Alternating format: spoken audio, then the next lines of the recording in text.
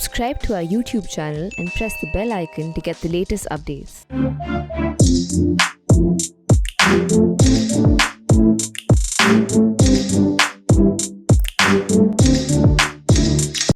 Hello and welcome to the Print Soft Cover, the platform for the launch of select non-fiction books. I'm Sneha Alex Philip. Today, I have with me a very interesting book. Now, why I say interesting is because it is military related.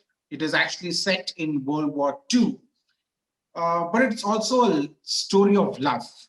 It's actually a story about love found, lost, and regained during World War II. And this love is between a young, uh, boy from Sada Punjab and an English woman. So before we go ahead, I would like to welcome Peter R. Kohli and his daughter Shaina Kohli Russo to the Print. Welcome to the Print. Thank Thank you so much for having us. Thank you. And there you go. But before we talk about this book, let me just unwrap this book so that the viewers can actually see the cover of this lovely book. This is Raj and Nora, a true story of love lost and found in World War II, published by Harper Collins. And they did a wonderful job on the cover. It's beautiful. Yes, it is actually very beautiful. I must agree with you on that. So tell me, who is Raj? Who is Nora? Yeah. All right. Raj, my father, he was born in Benares in August 1919. 1919. 1919. And he was shipped off to Bishop Cotton School in Shimla as it's called now, when he was 6 years old. And his father was a chief of police, first in the Benares area and then later in Missouri. Yeah. And his father was a very hard taskmaster. By the way, the family village was in Gujar Khan, outside, I believe, Peshawar, in what is now Pakistan. Yeah. And so after school, his father absolutely did not want his son to go to where all the other sons went to, which was Government College in Lahore. Yeah. He wanted his son to go abroad, and specifically to Cambridge. So that was Peter. And who is Nora, your mother? Just give us a brief about who the woman really was. Okay. My mother, Nora Elizabeth Eggleton was her maiden name, grew up in a small little village outside Oxford. She was born in 1913, December the 12th, called Kidlington. And when she was 12 years old, her mother died. And being that she was the eldest, she took on the job of being a surrogate mother to her children.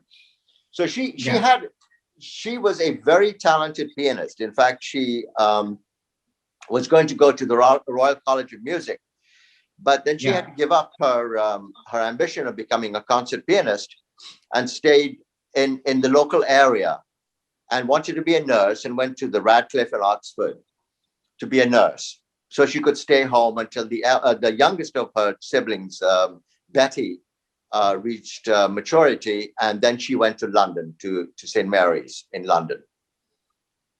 Okay, perfect.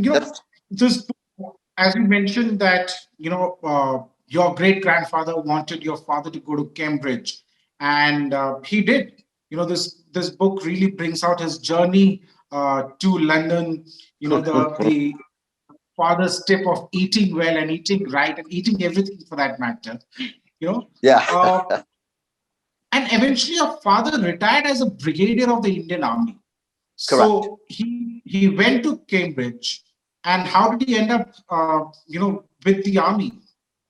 Well, what happened was he went to Cambridge. He had not gained admittance to Cambridge before he got there. he just showed up on the doorstep and said, accept me.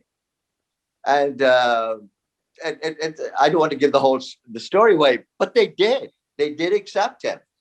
And so he was there for about a year. And after a year, he decided that there was too much pomp and circumstance involved in being in Cambridge and things like that. So he left and he went to King's College, London, where he was studying chemistry. And making a long story short, 1939, September, Britain joined, declared war on Germany. So my father, actually, he knew he was going to get drafted. So instead of getting drafted, he actually decided to volunteer and become in Hindi, Jawan, become an other rank in the British Army. And so he joined the Cheshire Regiment. He went off to basic training. And in basic training, they said, no, you're officer material. So they pulled him out and sent him to officer candidate school in Aldershot. And he passed out of there. And from there, he came back to India and joined the Punjab Regiment. And so that's how he ended up in the Indian Army. I mean, and I want to add too that it's important, and you'll see it throughout the book as well, is that the British Army kind of played hot potato with Raj. They didn't really understand what to do with him. He was an Indian in the British Army. So that's how you also got to India, is because they didn't know what else to do with him. Correct me if I'm wrong, Shaina. I've read in the book that when he came up for medical test before he joined the army, the nurse there had a doubt whether even Indians are ever allowed to join the British Army or not. Correct. Yes. Yeah. Exactly. We wanted to add that in because we're thinking he had to stand out like a sore thumb. So what were some stories that might have happened during that time? He probably received prejudice, and you see that with officers, but then you see it as soon as he tries to sign up for war.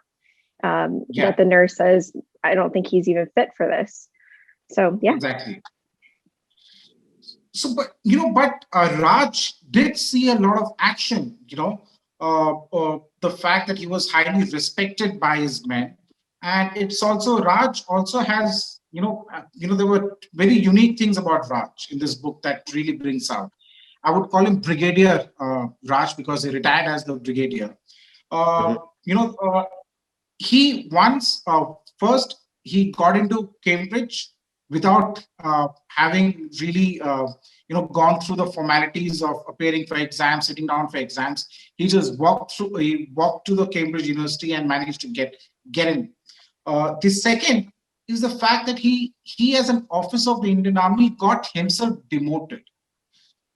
Yes. Why did he do that? And everybody in the forces, everybody, including me, would want to get promoted. Nobody wants to get demoted.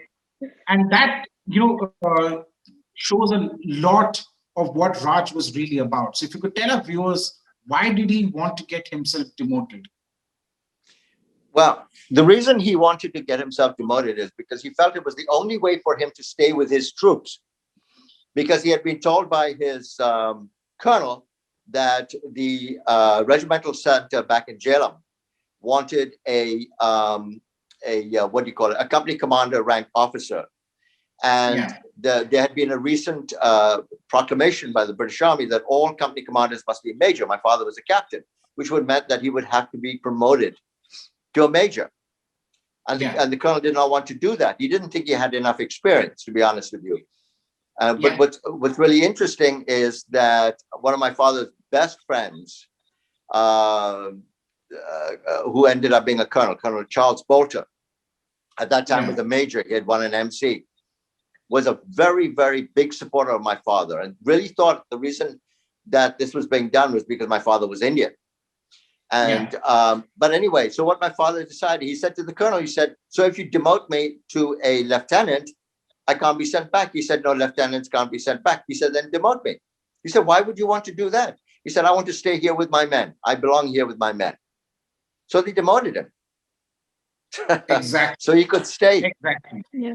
You see it time and time again of how much he chooses his men over rank or status or anything like that. You see it when he first really sees war in Egypt.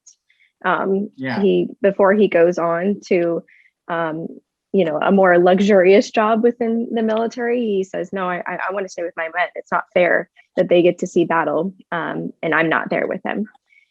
So yeah, it just shows his character of how caring and self-sacrificing he really was. It was an extraordinary. Go ahead. Yeah, indeed, a very extraordinary, thing that he did. Got himself demoted to stay with his men in the trenches.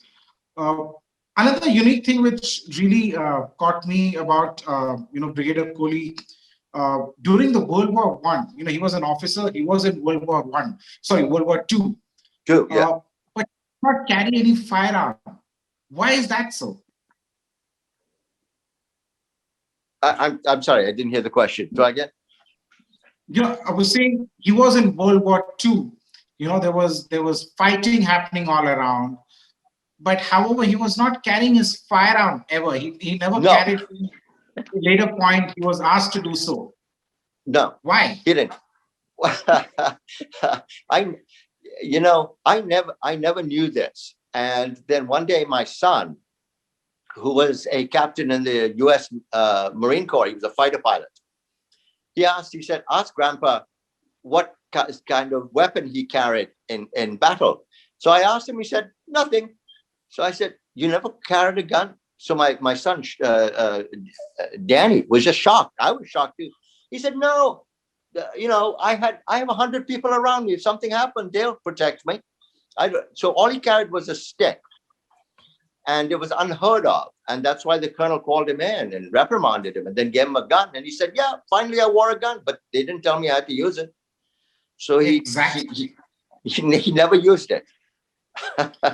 He never used it. But then there was a moment when he actually took on a group of German soldiers on his own. Of course, Correct. I've read about it, but I would like you and Shaina to walk us through this particular incident in World War II, which really proved how brave Raj was. Shaina, go ahead. Yeah, that was the night that he was injured. We really wanted to, this is the last part of war that he sees at this time. He had seen his friends, his men die in front of his eyes, and there's nothing he could really do. So when we got to this part, and we know he was injured, and this is when, again, I don't want to give too much of the story away, but he was inside of a house. He was given an objective to gain, victory over this house. I think, Dad, it was across the German lines. Was that correct? Yeah, yeah. Yes. And once he was in the house, he asked his man to send the victory signal. And when he did, all that he received back was this music, which was very strange. So then he asked, send the signal again. Tell our men we've reached this objective. And again, they did it. Victory signal, one more, or a signal, music was sent again. And that's when a German tank had blasted through the house. The house had crumbled on them. He saw his men that were just there, so happy that they had, reached their objective, and now they're killed in front of him. And I think it was just this culmination of anger, of seeing all of his friends die, and he couldn't deal with it anymore. So then he picked up a machine gun and just blasted the Germans away. He first reached for his own pistol, but it was not there. But it wasn't there. Yeah. So he picked up a machine gun and took on a group of German soldiers. Yes. Nazi soldiers, yes. And he killed them, and later he fell down unconscious. Correct. Yes. But none of this he remembers. He remembers none of this. This is all nothing. He doesn't remember anything for the next 36 hours. Yes. Please go on. What I'm saying, he remembers none of it for 36 hours, And this is all that was told to him later that he did by his second in command, and by other people who were there. So, and that's why when somebody said you are being recommended for a military cross, he said, no, don't, because I don't remember what happened. So please give it to my second in command, because he remembers what happened. I don't. So he was always a very humble man. Sometimes I think a little too humble. And this is where your mother enters his life later on. This particular incident led to him meeting Nora. Correct. While the war was on, read a lot about what Raj was up to, giving up his rank. Later, he himself got promoted. He took on a group of Nazi soldiers. There were men who were in awe of him. In between all this, what was Nora doing? Where was she? Shaina, go ahead. Yeah, so Nora was in London for most of it. That's where she was she was a nurse. From there, she had seen casualties from all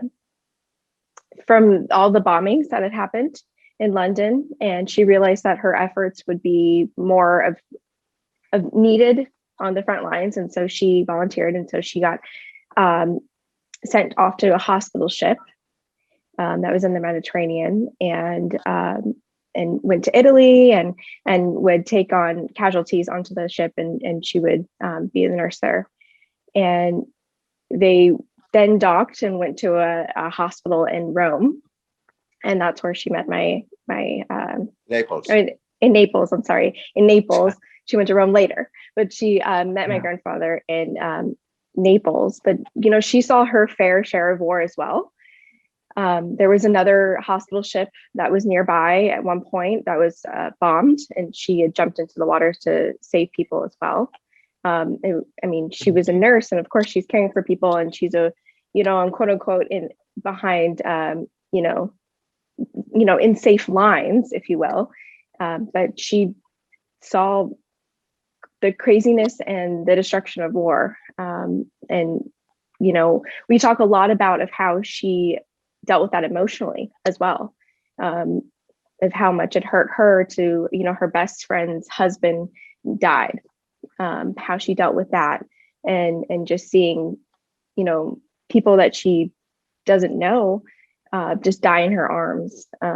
So yeah, it's a very cruel war. And so when Raj and Nora meet, it was, an escape for them, for the war.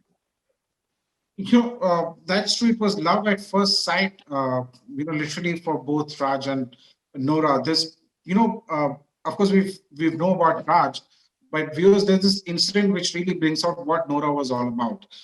This was, I think, when she was, I'm not sure which hospital though, but this book mentions about the fact that a German soldier was brought in, and one of the Allied soldiers mentions that, he's German, just forget about him. But then she goes ahead and treats, tries and saves him, and she becomes sad when he dies. Correct. Why is that? After all, he was a German soldier, Nazi soldier. He was the one responsible for so many deaths, his country for that matter, not himself. How come Nora had sympathy for a Nazi soldier? Well, I think it was on board the Leinster that happened. And the reason she became angry is because she had took an oath as a nurse that you do not look at nationality, you do not look at the type of person. If they're wounded, they need your help, pure and simple. And that's how she looked at it. Because she being a nurse, she looked at the human side of things. This guy may have had a wife or children or whatever. So they're just like everybody else on board, the wounded. So she wasn't going to let him have any less treatment than she was going to give anybody else. And when you think about it, that's what World War II was, the Nazis were against. They thought there was a superior race, right? That's what the whole war was about. And Nora was very much against that. It's the contrast of seeing that if we're all humans. So I'm going to help you no matter what. That's really salute worthy what Nora did, trying to save the life of that Nazi soldier. Uh, Now all this serious stuff that this book, all the war, the gory details of the war gets over. Now, I must say, after, once this particular, once Raj and Nora met, it looked almost like a Yash Raj movie, where they went on a holiday in middle of war. Tell us about it. Well, I have to say, first of all, when we first wrote this, the first draft that we had compiled together, we sent it off to our agent. And she said, she got to this part where they met and they're so in love. And she said, this is not realistic. You need to rewrite it. This And is we said, Bollywood movie, no. she said. Yeah. And This I is said, actually no, what this happened. is exactly what happened. It really was love at first sight. And I remember my grandfather talking to me about when he first met my grandmother, and they both were feeling feelings towards one another, and they would just look at each other and sigh. And they asked, why do we sigh? And Nora just said, oh, because we need air. Like they were just so in love, but it was just an interesting thing for them too to fall in love so fast. But I think part of that is because they needed an escape from war, and they were both two extraordinary individuals. And the theme of the book we really wanted to bring out is destiny. And we say that you can't keep two destined souls apart. And they truly were destined souls, one for another. Absolutely, and the way the book ended, it really showed that they were destined to be together. Uh, Right. you know, uh, Peter, I would this book talks about the love affair. They met in time of war. Raj had his right ear blown off Left here. because of the war in an operation left ear. Okay, and eventually, he meets Nora. They go on a holiday. They are very much in love, but then something happens. And they break off. Nora's heart is broken. Why is that? Well, she, my mother, really, I mean, they were working on two different levels. Number one was realistic and one was fantasy. Fantasy is that they all end up together, happy, marriage, have children, etc. But in realistic, my father was in India. He was a Sikh. Okay. His Exactly. whole family was in India. He was Indian. My mother was English, and her whole family was in England. So there was no way that, my father, he thought about it to himself, well, maybe I can come back to university in England. But by this time, he loved the army. He knew he wanted to stay in the army, but he couldn't stay in the British Army. And as much as my mother loved him, there's no way she could go to India and live there. So he was shipped back to London because they wanted to try and fit him with a false ear, and he needed other treatment and stuff like that. And my mother was posted from Naples up to Rome because the Allies were moving north. So he was posted. She was posted Rome. So they wrote letters to each other for a little bit, and then they finally did. My father just said, let's not prolong the agony here. Let's break it off. And we're actually go ahead, Shaina. Yeah, I think that's what you're about to say too. So the book, we changed a few different things, and it was based on what we found out actually through ancestry.com. And that was that my grandfather was married before. And we didn't know this. And then Dad, you had talked to him about it right before he had passed away. And that's when he talked a little more and opened up more about his war experiences, as well as his previous marriage. And we thought, I know that they were in love, but if Nora had found out that he had in fact been married and could still be married, what would be her thought process in that? As you can tell, my dad knows the stories very well, and that's how we worked together. He had written and he knew all the stories, and then I interjected a lot of emotion. So you'll see that I talk about the emotional side of it a lot. And then I helped interject dialogue, and that's why we worked so well, because we complemented each other in that effort. But yeah, so we had, that part has changed a little bit. But yeah.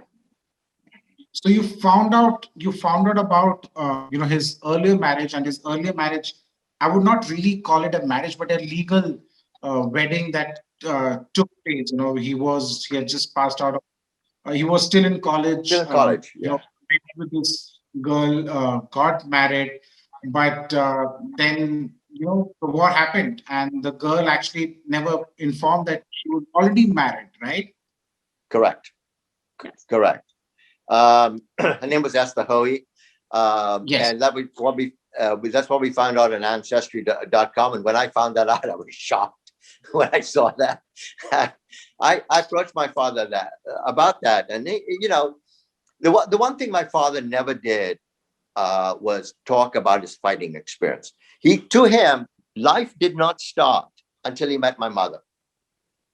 What happened before was, my life did not start for him before he met my mother. Okay.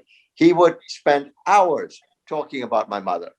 He would never talk about his war experiences.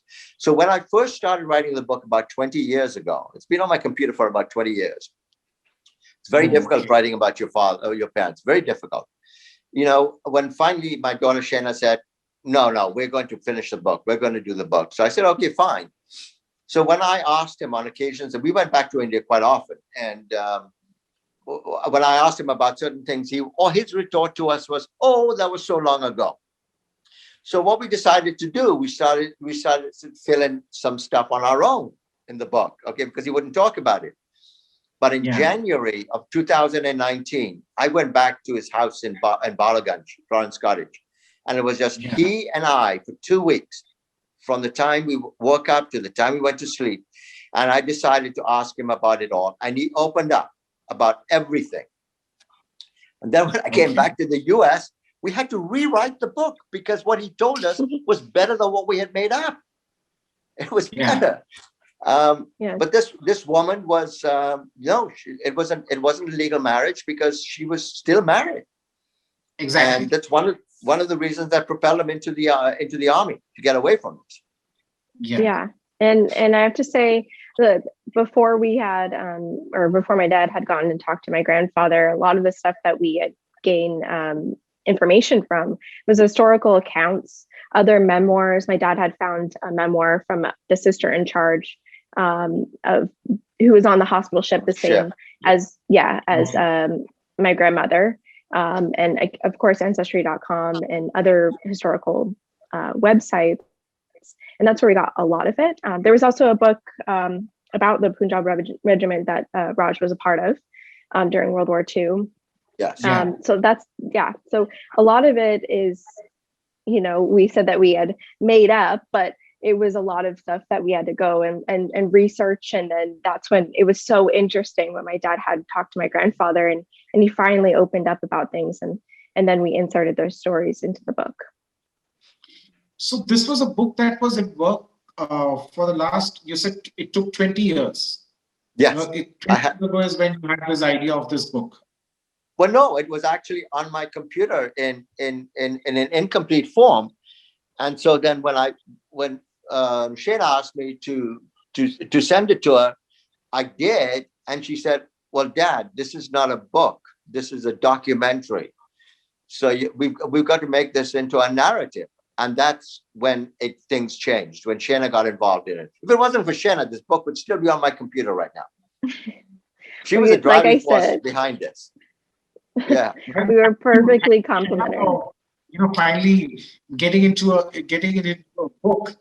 Now that you mentioned your father really was not the talking type. He never really spoke about his war days, but he said that his life did not start before he met your mother. Correct. And this book also mentions about the fact that your father speaks to you about this particular book that you've written, and he says that I hope it's more about Mummy than about me. Please do not make me out to be more than I really am. Those were his last words to me. And those turned out to be the last day when I was leaving his house in Baragat. And we were hugging. And those were the last words he said to me in person. He said, please don't make me out to be more than I am. Yeah, I'm sorry. I get emotional about that. I perfectly understand that. I perfectly understand, because this book really brings out the chemistry between two individuals. This book really brings out the love that Raj really had for Nora, and this has come out beautifully. And actually, I mentioned earlier that at many moments I thought this was a Yash Raj film that was, I don't know, Shaina, if you've seen Yash Raj films, do you plan to this actually can be made into a movie actually? Any plans That's a for good idea. Shaina, I'll tell you about that. That's my background, is film and TV. I worked in talent management for a very long time.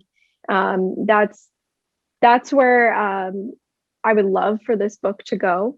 I really see it as like a limited series on Amazon or Netflix or something like that. I think, each chapter, first of all, let me say the book is called Raj and Norah. And it's specifically called that because there are two individuals that had extraordinary stories individually. And so I think that if this was made into a TV or film series, we could really show that, how extraordinary those two individuals were. So yes, that is something we would love to do. And we're trying to work on. So yes. Why don't you tell them about that is something that I would really love to watch. Well, Shaina hasn't filled you completely, and she has a connection in the industry. Go ahead, Shaina.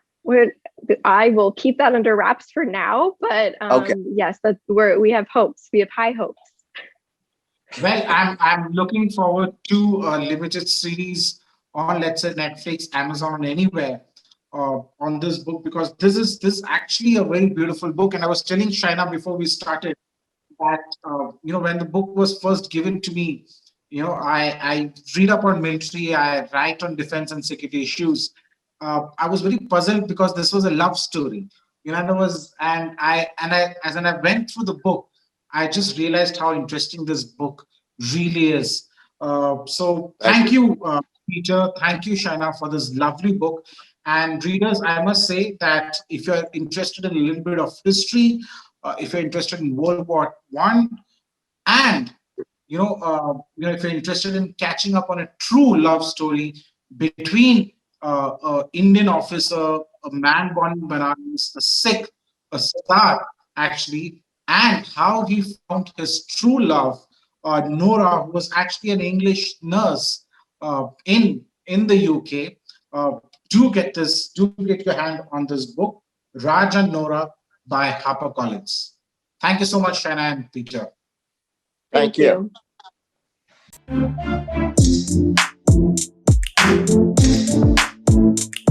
you.